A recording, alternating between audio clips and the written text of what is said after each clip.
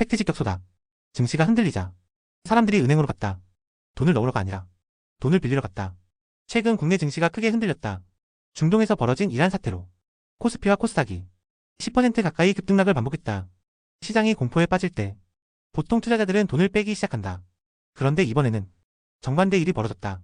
투자자들이 은행 마이너스 통장을 열기 시작한 것이다. 실제로 KB국민은행, 신한은행, 하나은행, 우리은행, 그리고 NH농협은행, 국내 5대 은행이 개인 마이너스 통장 사용 잔액은 3월 5일 기준 40조 7,227억 원, 2월 말과 비교하면 단 닷새 만에 약 1조 3천억 원이 늘었다. 영업일 기준으로 보면 사흘 사이 벌어진 일이다. 이 증가 속도는 최근 몇 년 사이 보기 힘든 수준이다.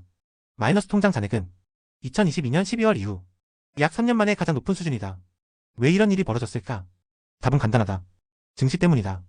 은행 관계자들은 최근 늘어난 신용대출 자금의 상당 부분이 증권사 계좌로 바로 이체되고 있다고 말한다. 즉, 은행에서 돈을 빌려 곧바로 주식 계좌로 보내고 있다는 이야기다. 특히 코스피와 코스닥이 급락했던 날에는 하루에만 1,500억 원 이상이 증권사 계좌로 이동한 것으로 알려졌다. 말 그대로 빚투다. 빚을 내서 투자하는 것이다. 하지만 이것만이 아니다. 은행 예금에서도 돈이 빠져나가고 있다. 5대 은행의 정기 예금은 최근 며칠 사이 약 2조 8천억 원 줄었다. 요구 불예금은 무려 8조 6천억 원 가까이 감소했다. 합치면 11조 원이 넘는 돈이다. 이 돈들이 어디로 갔을까? 금융권에서는 상당 부분이 증시로 이동했을 가능성이 높다고 보고 있다.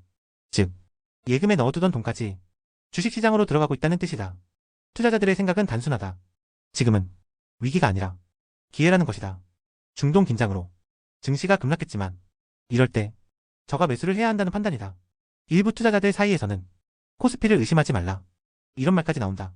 떨어질 때 더 사야 한다는 이야기다. 하지만 문제는 이 돈이 빚이라는 점이다. 마이너스 통장은 언제든 갚아야 하는 돈이다. 주가가 오르면 문제가 없을 수도 있다. 하지만 반대로 움직이면 손실은 훨씬 커질 수 있다. 실제로 빚투 열풍은 이미 한 번 큰 후폭풍을 남긴 적이 있다.